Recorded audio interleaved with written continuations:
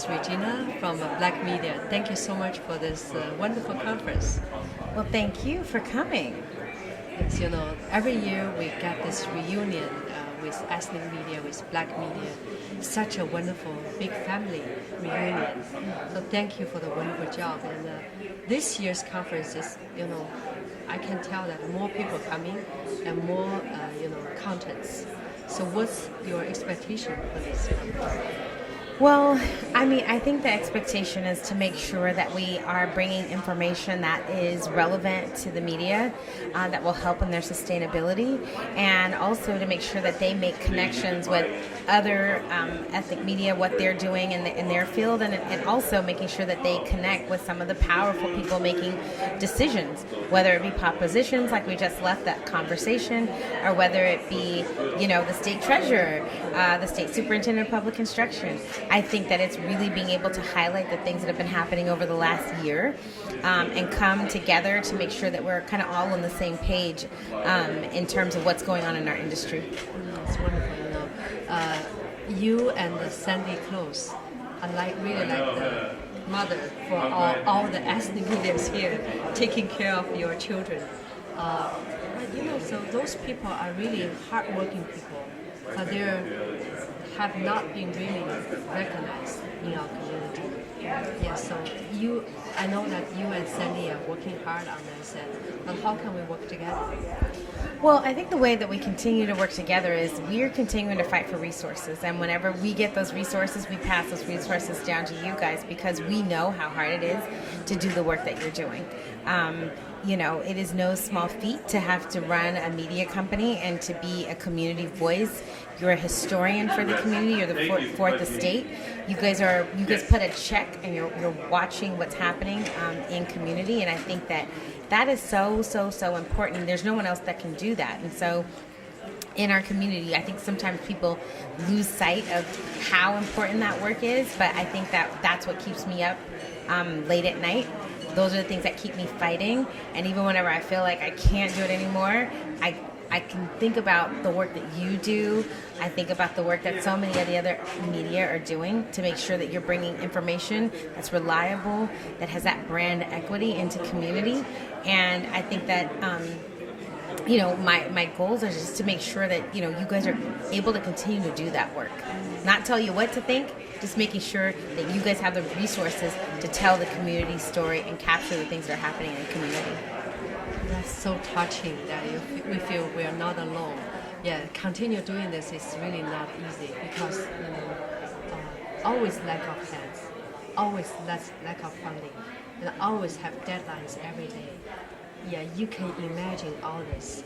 But organizing a big event like this also requires lots of hard labor. Oh my goodness. It took countless hours. It took countless revisions, countless calls. We still did it with a small and mighty team, trying to fundraise, trying to, get to a place where we can have you guys in a place that presents you in your best light, but so that the people who are spending dollars, that they see that you guys are real, right? And that you have real impact in community.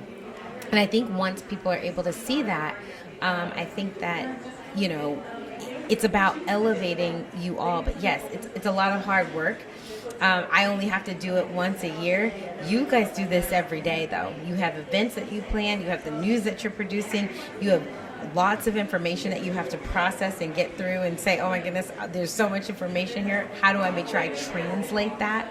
You have in-language publications that have an added, I don't want to say burden, but added burden of typically having to take information that's maybe in English and translate it into their language, or taking that information and translating it back into English. And that's not easy. It's not easy. And some of this information is complicated. So, my goal is just to continue to make sure that we can continue to provide the resources that you need to be able to help and let you know that you're not alone in this fight. Thank you so much. And, we heard that the California State Library's fund is going to end. That's so sad. I think we just started, and the hate crime has been going on. It just started. So how do you see this? And this have a big impact.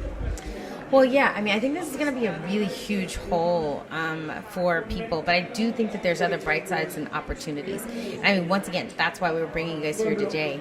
There's dollars in infrastructure. We need to make sure that we're getting those dollars in infrastructure.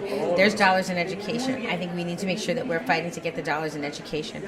There's dollars in Medi-Cal and our healthcare system. Our people don't have access to that information. So I think that right now we're going to be in a really, really strong place that while the state is going through its deficit that we're experiencing right now, I think that there's still opportunity. We still spend, I don't want to quote the wrong number, but I think we still spend, well, we'll just say billions, hundreds of billions of dollars every year. The question is, how do we get access to that? And so we may not have the extra to do maybe some of the hate stuff that we were doing, but there are other pockets of money, and I think that right now more than ever, that's why this conference is so important, that we showcase you guys so that we can go after and get those other dollars. That's so wonderful, and I see some very successful stories, like Observer, the Black media, and those are great community leaders, and it's a very good example for how the S media can be success. Right? We learned so much from Black media.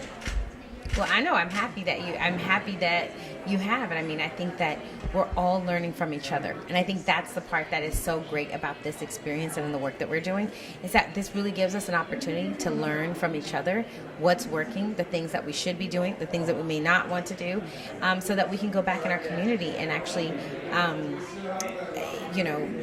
do the work that we need to do, and hopefully lessen the burden of being, feeling that you're doing it alone. Yes. Talking about learning, I really learned a lot. Sandy Close is my role model, and I think that we both learned a lot from her. And also, she's the one who brought all of us together. Yeah, no, I mean, I always say oftentimes that Sandy Close is the godmother of ethnic media. She was doing this long before anybody thought it was important, and she was organizing. And so I owe a great gratitude to her for the work that she's done and the examples that she has paved the way. And that's what's allowed me to take on California Black media and make it also a really strong force. But we always believe in collaboration. And so I'm really, really happy that we're able to collaborate together to be able to be a force together.